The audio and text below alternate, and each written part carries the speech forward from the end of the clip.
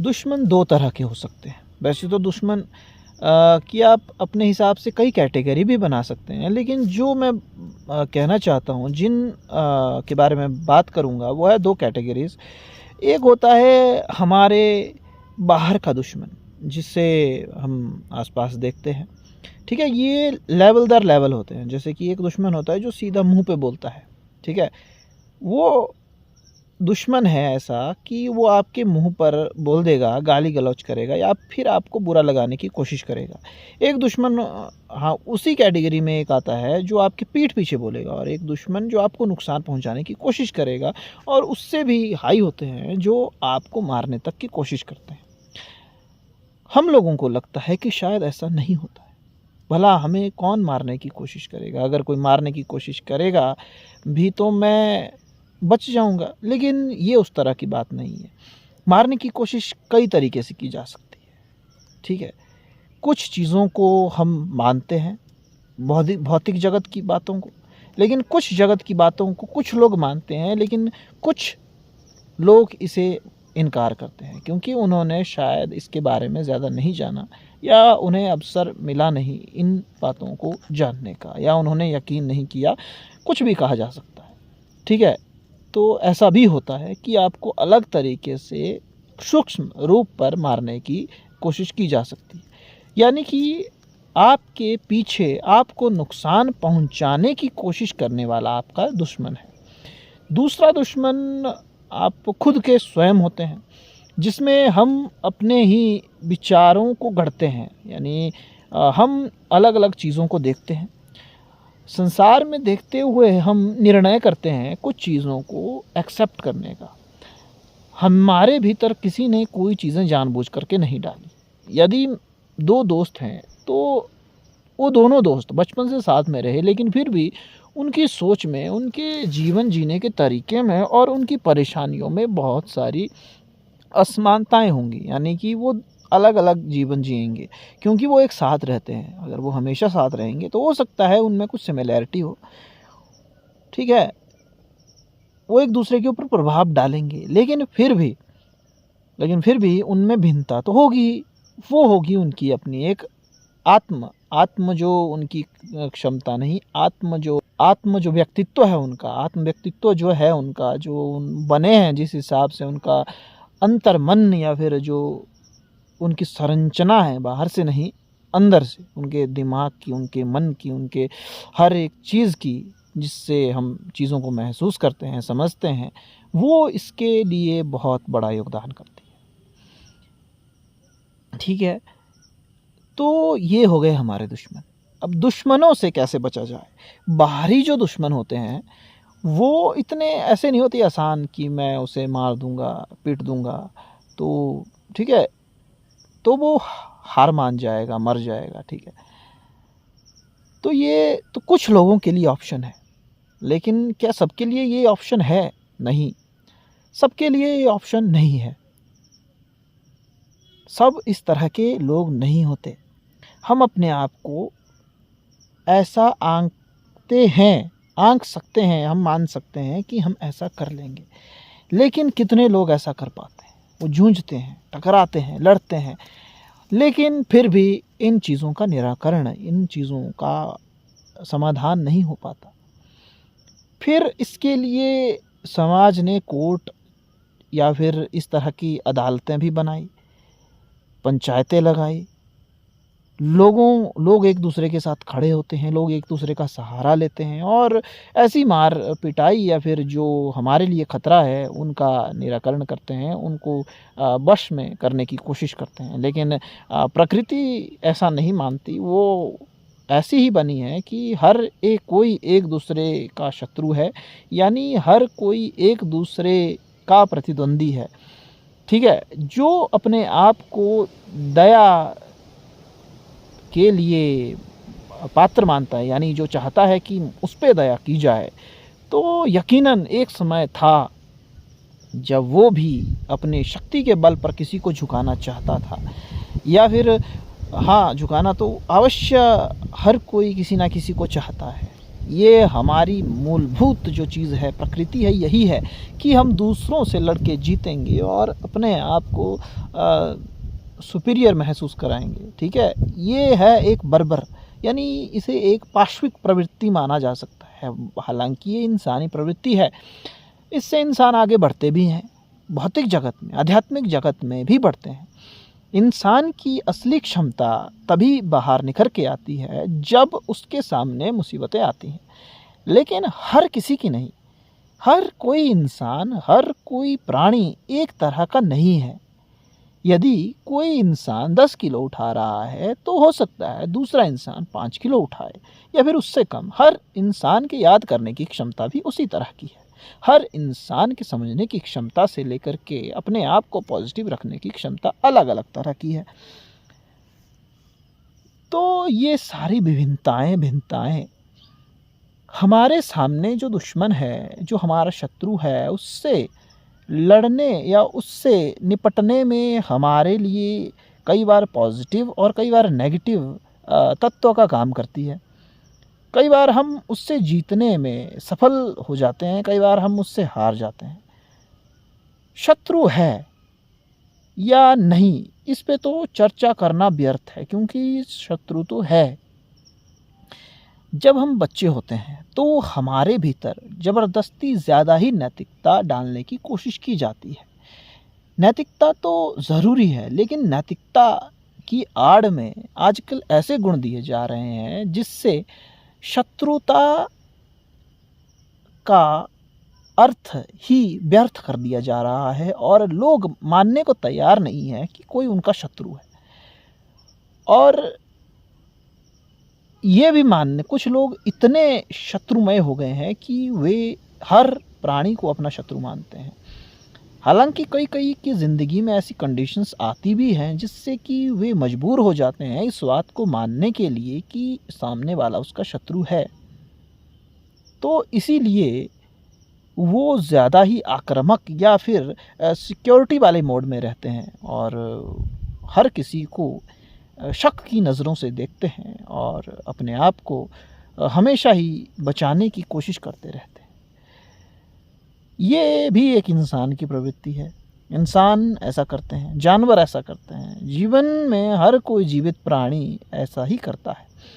अगर सामने वाला कमज़ोर हुआ तो वो उसके ऊपर टूट पड़ता है, लेकिन अगर कमज़ोर हुआ तो वो भाग जाता है जब उसे शत्रु दिखे। लेकिन एक और घटना भी है जो इसी संसार में होती है, जैसे कि एक साथ रहना, सद्भाव के साथ रहना, शांति के साथ रहना, प्रेम के साथ रहना। हालांकि ये चीज़ें सभी में नहीं होती, ठीक है। जिसमें ये चीज़ें नहीं पाई जाती, अक्सर वही आक्रामकता या फिर लड़ाई की ओर बढ़ता है। लेकिन किसी में लड़ाई और आक्रामकता भी नहीं पाई जाती, उसमें कोई अलग गुण होता है, वो अध्यात्म की ओर जाता है। दरअसल हम अपने मूलभूत गुणों की तरफ ही बढ़ते हैं। कोई भी गुण किसी दूसरे गुण से बड़ा नहीं है। कोई भी अगर कोई ज्ञानी है, जैसे ज्ञानी एक हमने बांट दिया है, वर्गीकरण कर दिया है ज्ञानी लोगों का, और कुछ हमने योद्धा कर दिए हैं जो लड़ाई करते हैं, और कुछ लोग अन्य कामों में जैसे कि व्यसनी हो गए, एकदम कलाकारी हो गए, जो कलाकार होते हैं, कुछ अलग हो गए, कुछ हर सेक्टर में, हर वर्ग में कोई ना कोई इंसान है। तो कभी भी एक चीज़ को दूसरे से बड़ा नहीं माना जा सकता और नहीं है। भले ही समाज किसी को अलग स्थान दे, लेकिन प्रकृति उनमें भेद नहीं करती। यदि कोई आनंद में है तो ध्यान रखना कि उसके पास ज़्यादा चीज़ें नहीं होंगी। अगर किसी के पास बहुत सारी चीज़ें हैं, ज्ञान है, तो उसके पास कमी होगी। ये हमेशा सदा ही बैलेंस में चलता है। लेकिन कोई इंसान आपको ऐसा दिखाई दे रहा है जो परफेक्ट है, तो आपके देखने में कमी है, या तो हम उसके उस चेहरे को नहीं देख पा रहे हैं जहाँ में उसने बलिदान किया है। ये सदा से ज़ीरो ही रहता है, न्यूट्रल। ये रही आध्यात्मिक बात या फिर एक समझ की बात जो मैंने अपने अनुभव में महसूस की है, ठीक है। इसीलिए तपस्या की जाती है कि एक साइड को बहुत ही ऊंचा उठा लिया जाए, ताकि दूसरी साइड में हम जाएं तो बहुत सारी चीज़ें हमारे पास हों।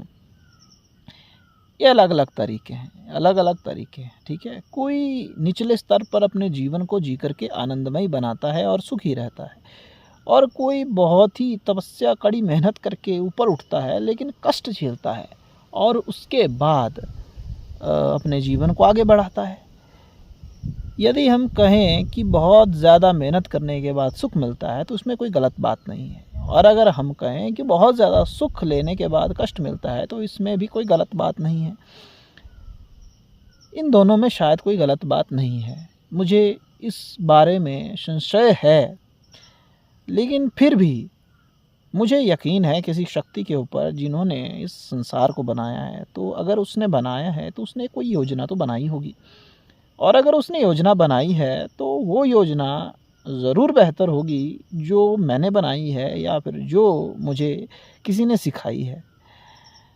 अब मेरे उसी यकीन के ऊपर मैं अपने आप को संभालता हूँ, जिस तरह से हर कोई इंसान अपने साथी के ऊपर यकीन करके उसकी धारणाओं को, उसकी बातों को लेकर के अपने मन में रोज़ शाम को सोता है और दूसरे दिन उठता है और अपने जीवन को शुरू करता है, फिर अपने जीवन को जीता रहता है। हर किसी को एक सहारा चाहिए, हर किसी को एक सहारा चाहिए। इस जीवन में अकेला मेरे हिसाब से कोई भी नहीं है। जो इंसान अकेला कहीं है उसके साथ ज़रूर कोई ना कोई है, ये ध्यान हमें अवश्य होना चाहिए, क्योंकि कोई भी कभी भी अकेला नहीं हो सकता, ना ही वो रह सकता है।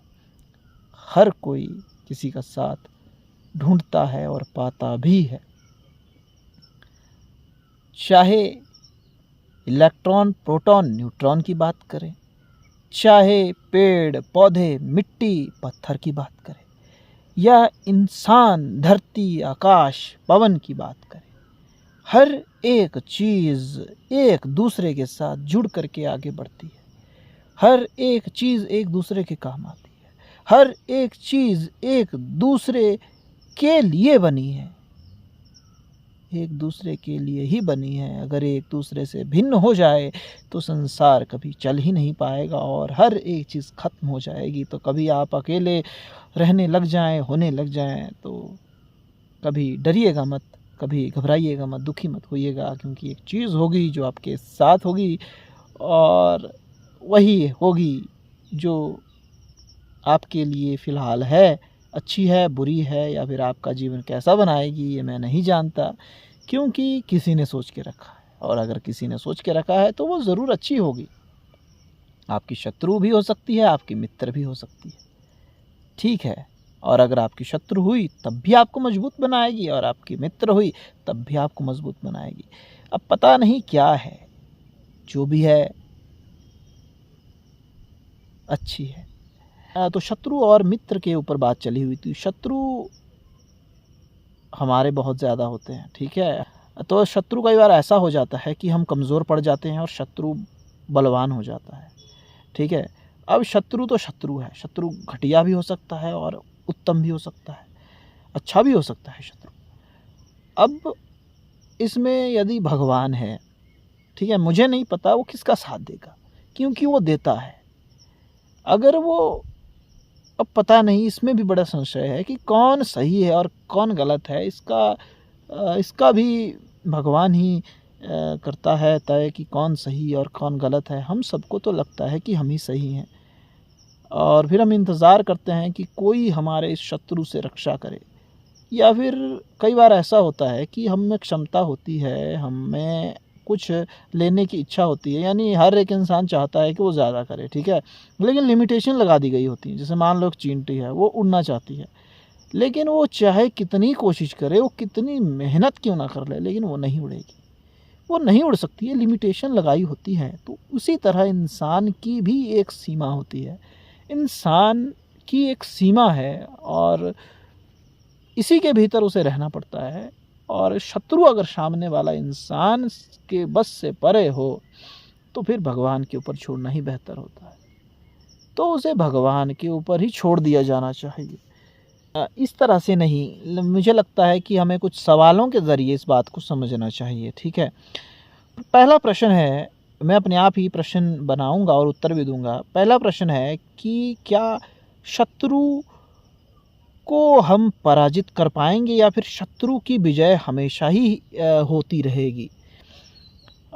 तो इस बात का जवाब इस प्रकार से है। पहले तो मैं सीधा ही कहूँगा नहीं।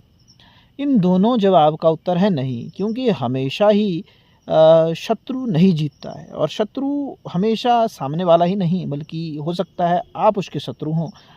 तो इस हिसाब से कभी विजय उसकी होगी, कभी हमारी होगी। तो विजय भी कोई संभव, या फिर विजय का भी कोई डेफिनेशन नहीं है। यानी देखो, विजय का अर्थ कई बार ऐसा समझते हैं कि किसी का यदि कुछ बुरा हो जाए, अहित हो जाए, तो हम अपने आप को विजयी मानते हैं, विजयी पाते हैं कि भाई देखो उसके साथ ऐसा हो गया और वो तो मेरा शत्रु था, इसीलिए मैं खुश हो गया और मैं विजयी हो गया। शायद ये एक बहुत नीचता भरी बात है या फिर मूर्खता भरी बात है, जिसे हम अपने आप अपने भीतर सोचते हैं, जो शायद हमारे भविष्य में कभी हमारे लिए कष्टकारक सिद्ध होगी, और होगी क्योंकि ये एक गलत विचार भी था। इसके अलावा कभी हम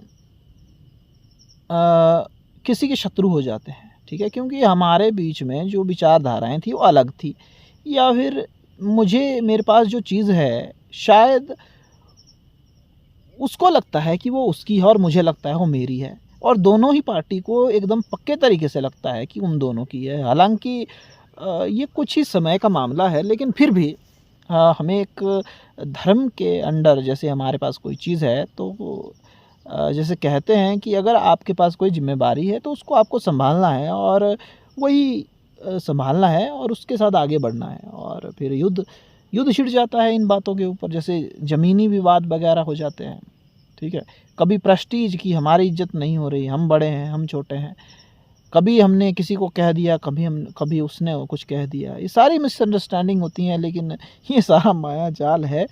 लेकिन ये सारी चीज़ें एकदम बहुत ही टुच्ची और तुच्छ तरीके से होती हैं, और धीरे धीरे इतना बड़ा आकार ले लेती हैं कि इनकी कल्पना करना भी मुश्किल हो जाता है, ठीक है।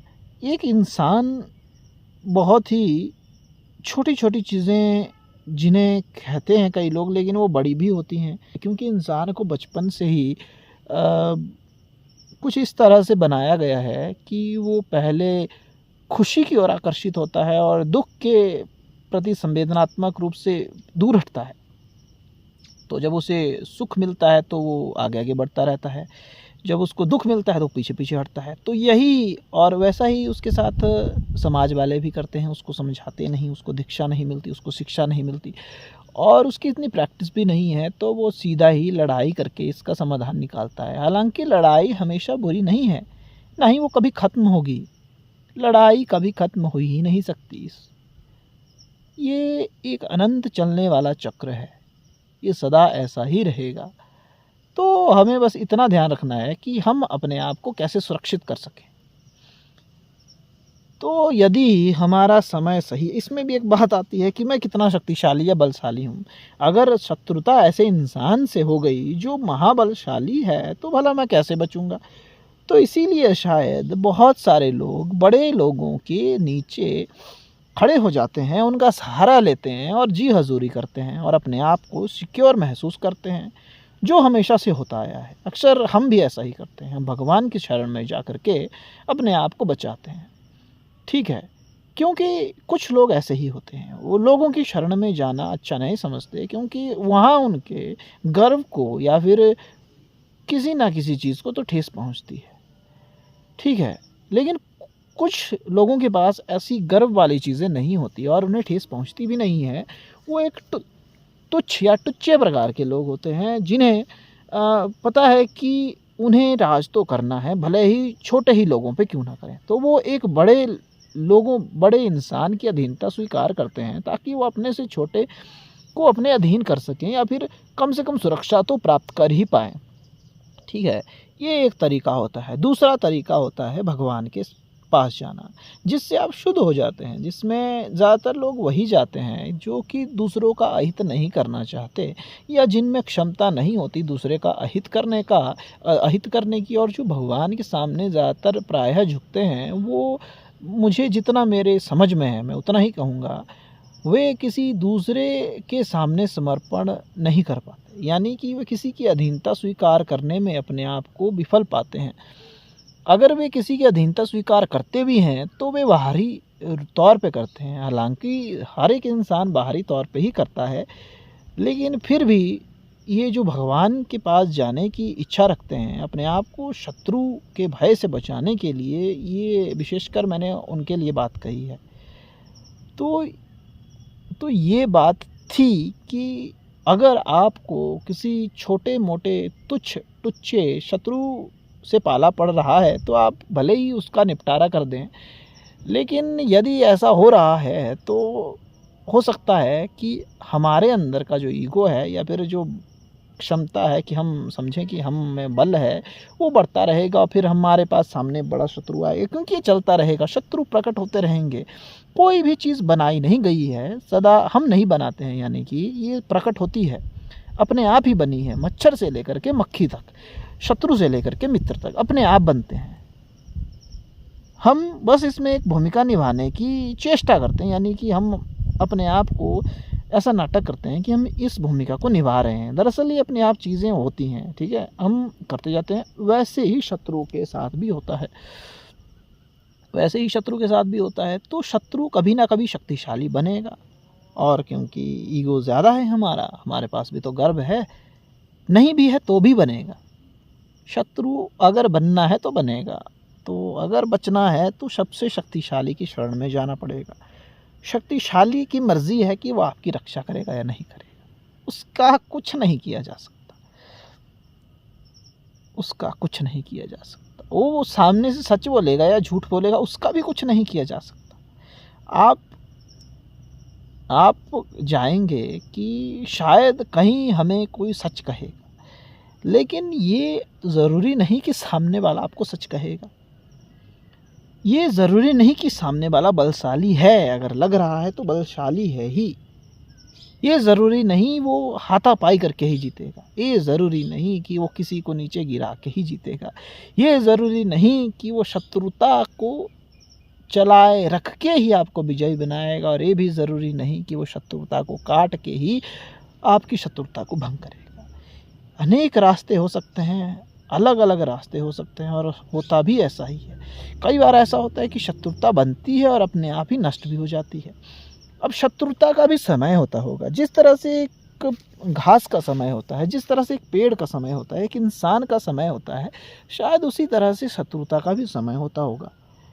हर एक चीज़ कुछ इसी तरह से अलग तरीके से बनी हुई है। अब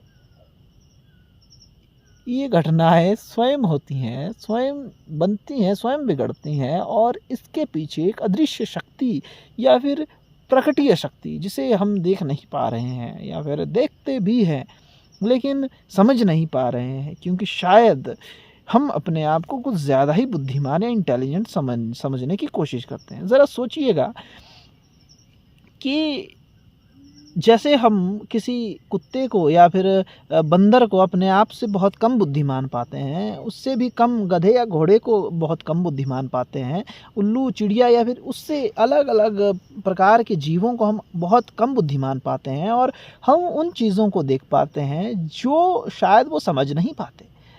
तो क्या हो अगर हमारे ऊपर भी कोई चीज़ें हों, और उन लोगों को, उन चीज़ों को, वो चीज़ें दिखाई दें, वो चीज़ें वो समझते हों जो हमारी सोच से बिल्कुल परे हों।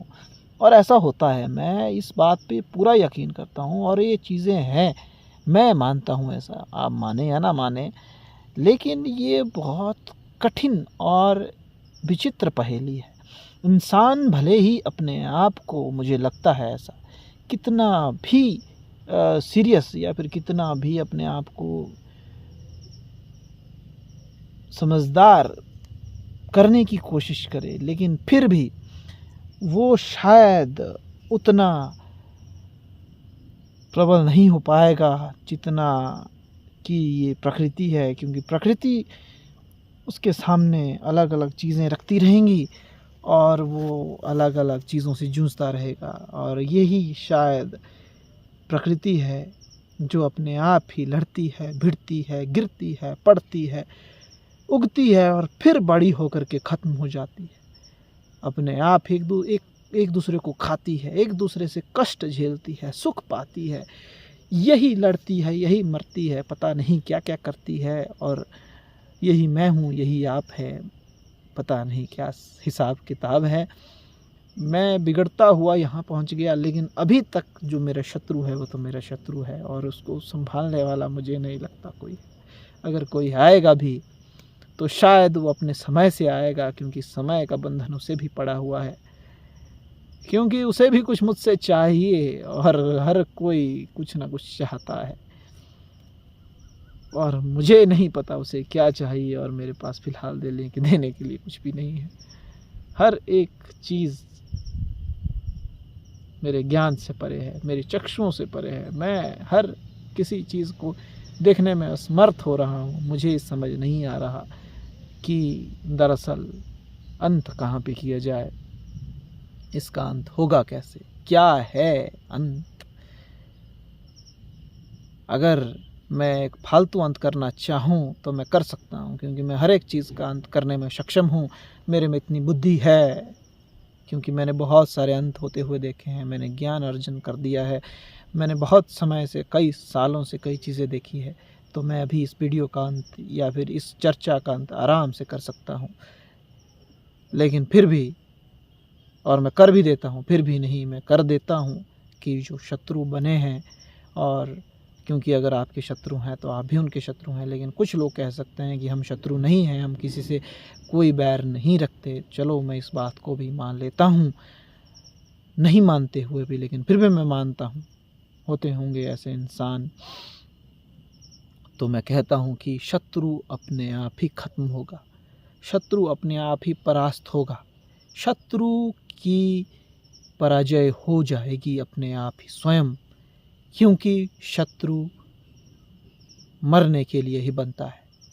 शत्रु पराजयी होगा, शत्रु नष्ट होगा, हर चीज़ नष्ट होती है, इसीलिए शत्रु नष्ट होगा, नष्ट होके ही रहेगा। और इस पॉजिटिव बात के साथ मिलते हैं अगली वीडियो में। अगर आपको अच्छा लगा तो मेरी वीडियो को लाइक कर दीजिए, मेरे चैनल को सब्सक्राइब कर दीजिए। धन्यवाद। और आपका सारे शत्रु का निपटारा हो जाए, मेरे भी सारे शत्रुओं का निपटारा हो जाए।